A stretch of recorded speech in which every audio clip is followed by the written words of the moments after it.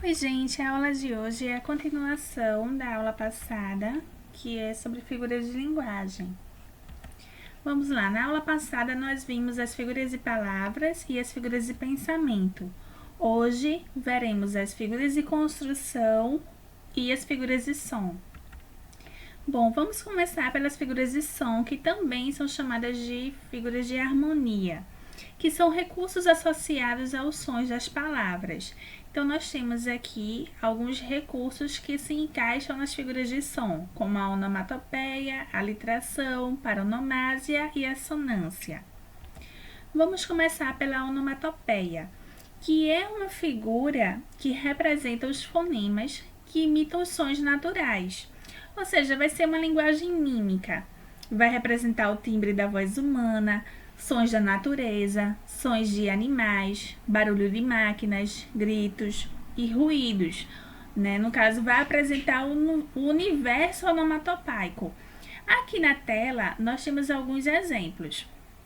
Primeiro, nós temos alguns personagens representando sons humanos, no caso. Aí o primeiro tem o Gloop, ele está com as mãos nos dentes, como se estivesse com medo.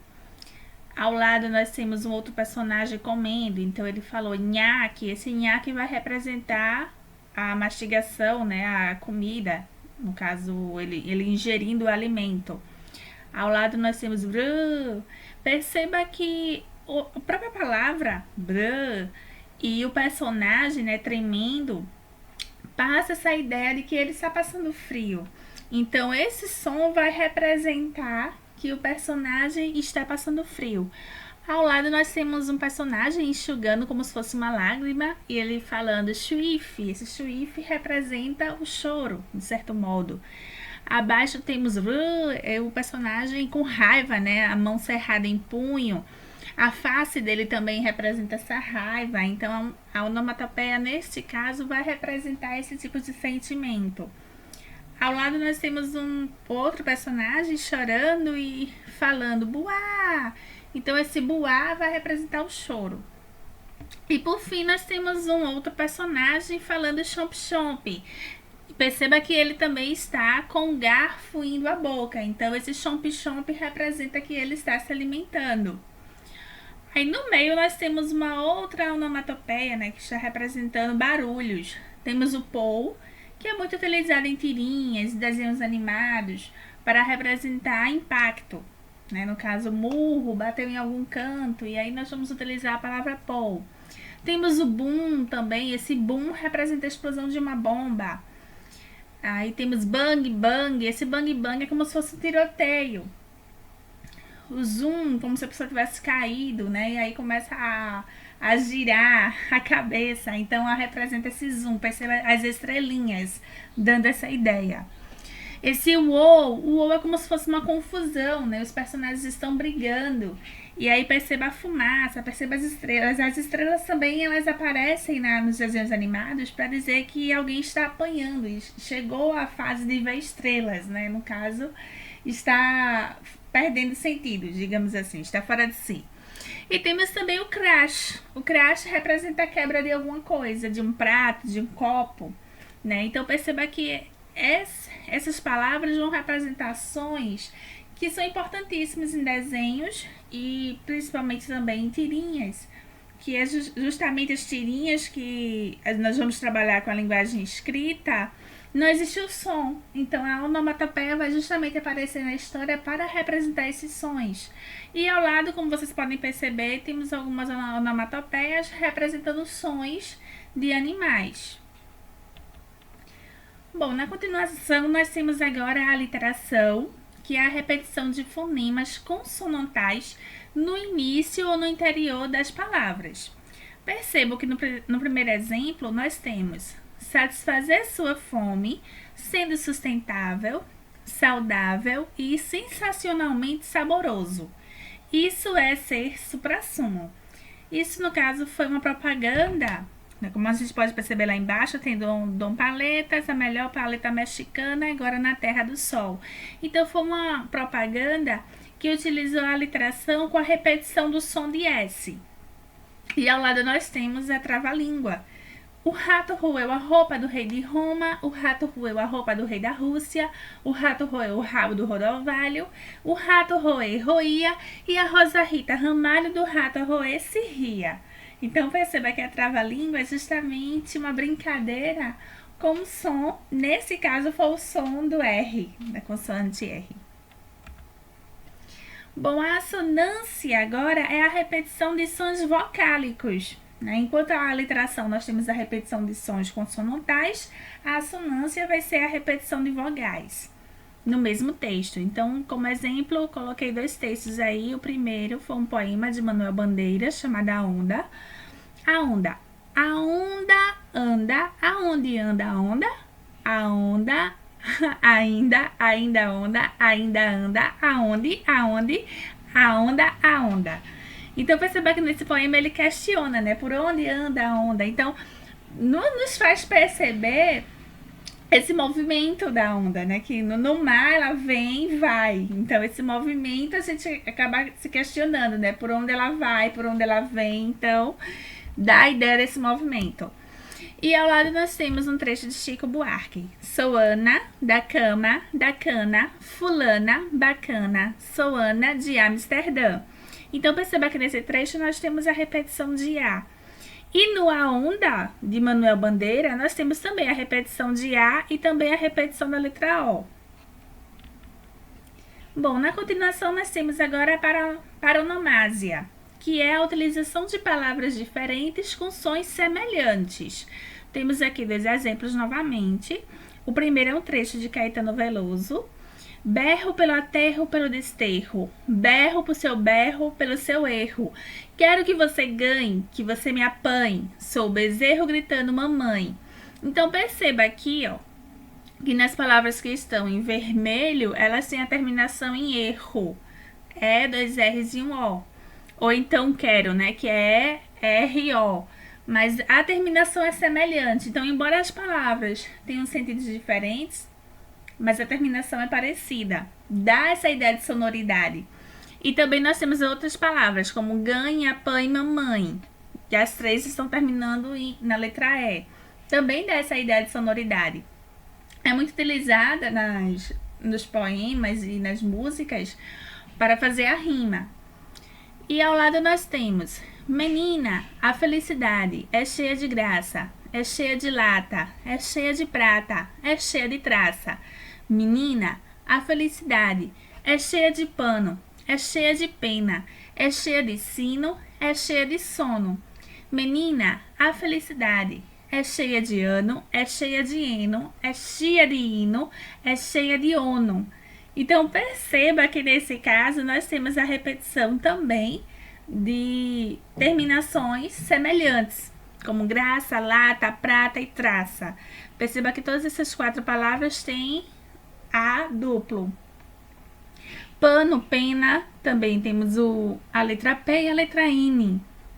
Né? Então, isso vai dar essa ideia de sonoridade. São sons parecidos, embora as palavras sejam diferentes.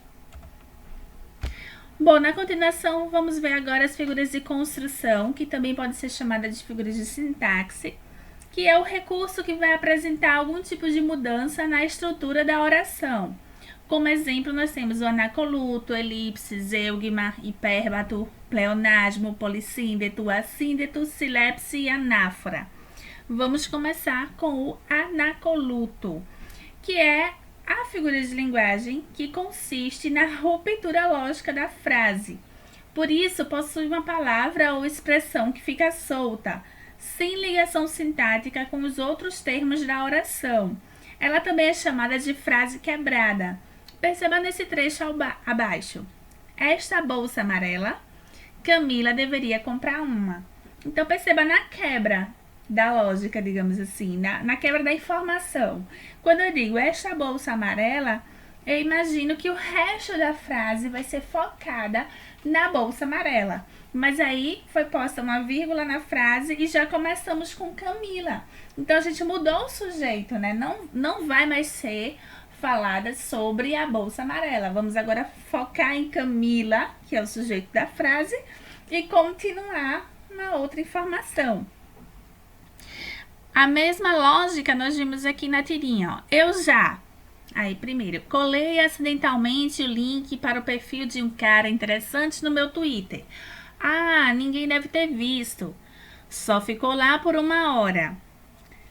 Derrubei o papel higiênico dele no vaso. Ops. Nunca mais convido alguém interessante para um bauru. Tem molho na minha cara, né? Não me reconheci e dei de cara no espelho. Bonk. Ó, esse bonk também dá a ideia de impacto, que é a onomatopeia.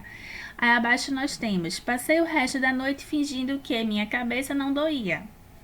Ao lado: tentei sair a francesa e fiquei presa na portaria dele. Putz, num domingo. Fiz declarações bêbadas e depois esqueci.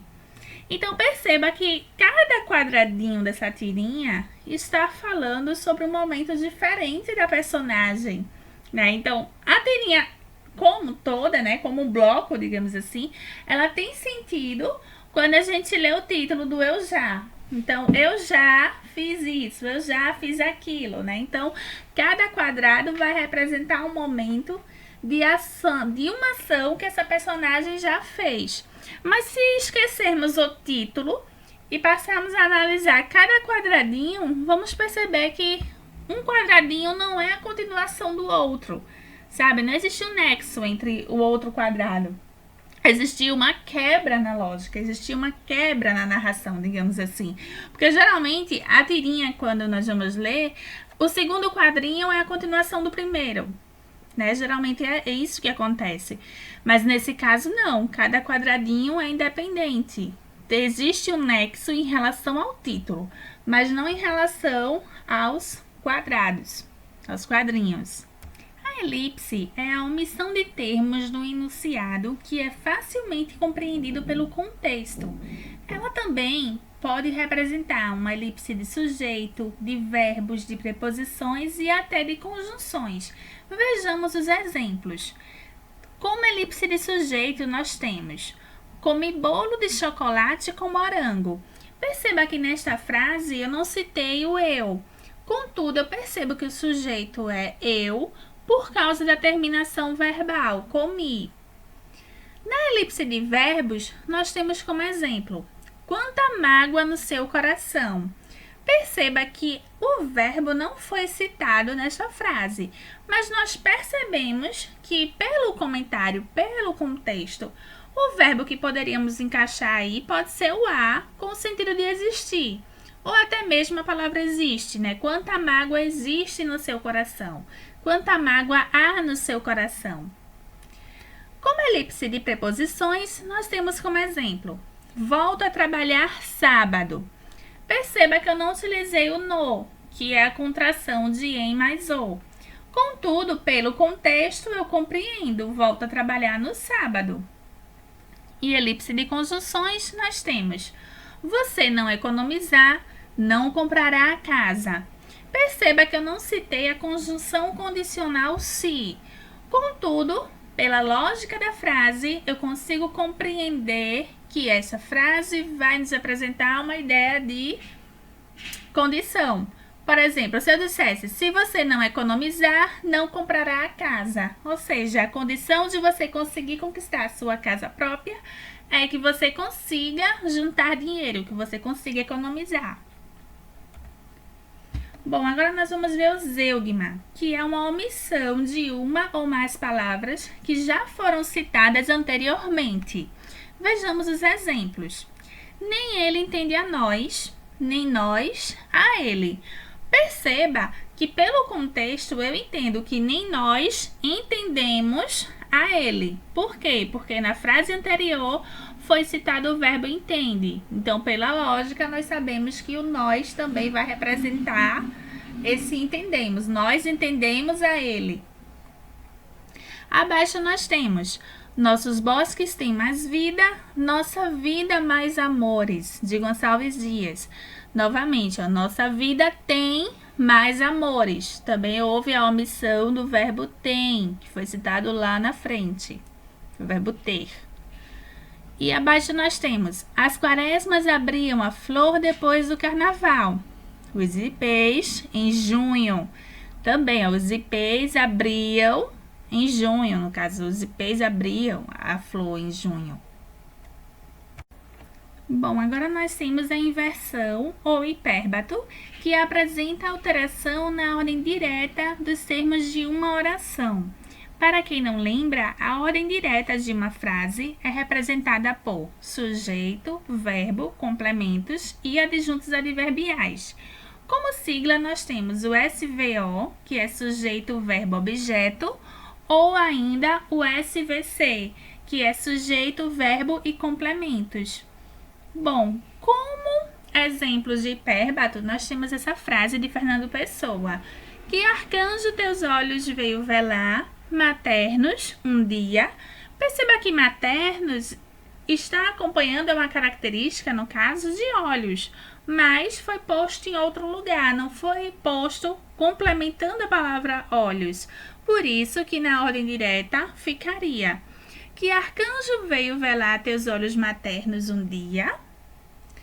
Bom, abaixo nós temos agora uma frase de Rubem Braga: passarinho, desisti de ter. Perceba que passarinho é o complemento de desistir de ter. Desistir de ter o quê? Um passarinho.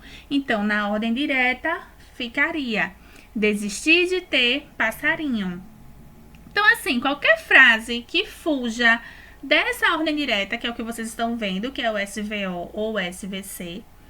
Então, qualquer frase que fuja dessa ordem é chamada de hipérbato, né? Porque nós vamos ter que inverter a estrutura da frase. Bom, na continuação nós temos o pleonasmo, que é a repetição de palavras. O pleonasmo, ele pode ser enfático, né? Nós vamos utilizar a repetição de palavras para enfatizar a nossa ideia, ou ele pode ser o vicioso, né? Que é o pleonasmo vicioso, que é quando a gente utiliza palavras desnecessárias, né? A ideia repetida desnecessariamente. Por exemplo, subir para cima, sair para fora, desci para baixo, prefeitura municipal, sabe? Então, assim, palavras que são desnecessárias. Se eu subir, obviamente que é para cima. Se é prefeitura, obviamente que é municipal. Então, nesse caso, chamamos de pleonasmo vicioso porque as palavras foram empregadas desnecessariamente. É uma repetição que não vai complementar o que eu estou falando. Está reforçando algo, mas é desnecessário, entendeu? Mas existe também o pleonasmo que vai passar uma ideia enfática. Eu estou enfatizando o que eu quero dizer. Por exemplo, coloquei 2 trechos aí de 2 músicas diferentes. Aí nós temos o Não Casa Não, de Marília Mendonça, que diz o seguinte: fui logo dizendo, oi amor, se tem um pouco de mim no seu coração, então não casa não. Por favor, não casa não. Perceba que o segundo não, de certo modo, não seria necessário, né? Porque ela já disse não casa. Então, a gente já entende que ela está pedindo para alguém não praticar a ação de casar. Mas o segundo não, ele veio no discurso para enfatizar o desejo de que ela realmente não quer que ele faça aquilo, tá? Então, ao lado nós temos também a música Acabou, Acabou, de Gabriel Diniz. Não me diga que eu não avisei, não foi uma, nem duas, nem três. Falei sério e você brincou. Mas quando eu digo que acabou, acabou. E quando eu digo que acabou, acabou. Então, assim, novamente, o segundo acabou surgiu para enfatizar a ideia de que eles terminou o relacionamento, sabe? Então, assim, está enfatizando. Nesse caso, esse tipo de pleonasmo, ele veio para enfatizar a ideia. Mas perceba que ele poderia dizer, mas quando eu digo que acabou, eu não volto atrás, né? Por exemplo, ele poderia usar uma outra expressão ou uma outra palavra para passar a ideia de que o relacionamento terminou. Mas não, nesse caso ele utilizou a repetição da palavra acabou. Por isso que é o pleonasmo. Abaixo nós temos uma tirinha. Saia pra fora, Rex. E aí os cachorros estão conversando. Ela te enxotou com um pleonasmo? Impossível, ela não seria capaz. Então o que era? Entendi, levar a saia para fora, né? Então assim, perceba que a palavra saia, ela tem um duplo sentido nessa tirinha. né? Na concepção do cachorro, saia é a vestimenta da mulher. Mas na concepção da mulher, ela realmente estava enxotando o cachorro, estava pedindo para ele sair. Mas quando o cachorro azul perguntou se ela enxotou o cachorro amarelo com o pleonasmo, né? Qual é o sentido do pleonasmo? É porque a palavra sair já passa a ideia de que sair é para fora. Então não tinha a necessidade dela complementar a palavra saia com para fora. Por isso que o cachorro também interpretou de uma outra maneira. Já que o para fora seria, nesse caso, desnecessário, então ele interpretou que a saia não era do verbo sair, mas sim saia como vestimenta. Bom, na continuação nós temos o polissíndeto, que apresenta a repetição de conjunções. Perceba no exemplo abaixo. Há um poeta, de Olavo Bilac. Longe do estéril turbilhão da rua, Beneditino escreve: no aconchego do claustro, na paciência e no sossego, trabalha e teima e lima e sofre e sua. Perceba a repetição da conjunção i, que nesse caso é desnecessário, né? O ideal seria colocar vírgulas e utilizar esse i apenas no final, sofre e sua, sem a vírgula no sofre. Mas o autor, o poeta, preferiu utilizar a repetição de i, que nesse caso é o polissíndeto. Lembre que poli significa muitos. Abaixo nós temos também um outro exemplo. O quião me coube... O quião que me coube é humilde, pois que isto, nulo, nem glória, nem amores, nem santidade, nem heroísmo. De Otto Lara Rezende. Então perceba também a repetição desse nem, que tanto esse i como o nem foram postos no poema para enfatizar a ideia.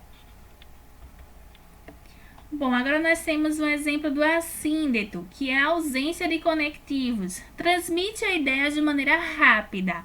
Como exemplo nós temos: tive ouro, tive gado, tive fazendas. Do poema Confidência do Itabirano, de Carlos Drummond de Andrade. Então, assim, ele não utilizou conjunções, ele utilizou vírgulas. Já a silepse é a concordância com a ideia e não com as palavras na forma gramatical. Vejamos um exemplo. Nós temos a silepse de gênero, de número e de pessoa. Como silepse de gênero, nós temos Vossa Excelência parece abatido. Perceba que Vossa Excelência é uma palavra feminina. Então, o ideal seria Vossa Excelência parece abatida. Mas se pensarmos no contexto de uso, a pessoa pode estar se referindo a um homem, né? E aí utilizou Vossa Excelência como uma forma respeitosa. E por saber que está conversando com um homem, utilizou abatido, né? A característica abatido. Então, nesse caso, não está concordando com a ideia. No caso, está concordando com a ideia e não com a palavra Vossa Excelência. Abaixo nós temos a silepse de número. Corria gente de todos os lados e gritavam. Perceba que gente remete a uma ideia de muitas pessoas, né? Então, esse gritavam está concordando com essa ideia. Gente é mais de uma pessoa, então por isso que o verbo está no plural. Embora, se a gente for analisar a frase, a palavra gente, o ideal seria corria gente de todos os lados e gritava, porque gritava estaria concordando com a palavra gente. Abaixo nós temos a silepse de pessoa. Os brasileiros somos felizes. Perceba novamente o verbo somos. Somos não está concordando com os brasileiros, que é o sujeito da frase, mas sim está concordando com a ideia. Se a gente pensar no contexto de uso, a pessoa que falou esta frase também é brasileira, então utilizou o somos para se incluir na frase. Agora vamos ver a anáfora, que é a repetição de palavra ou expressão no início de frases. Vejamos o exemplo de Manuel Bandeira. Vi uma estrela tão alta, vi uma estrela tão fria, vi uma estrela luzindo na minha vida vazia. Era uma estrela tão alta, era uma estrela tão fria, era uma estrela sozinha, luzindo no fim do dia. Então perceba que Na primeira estrofe, nós temos a repetição desse vi uma estrela e abaixo nós temos a repetição de era uma estrela. Bom, por hoje é só, gente. Eu deixei aqui as fontes de pesquisa, caso vocês tenham interesse em pesquisar mais sobre o assunto. Espero ter ajudado a todos e por hoje é só.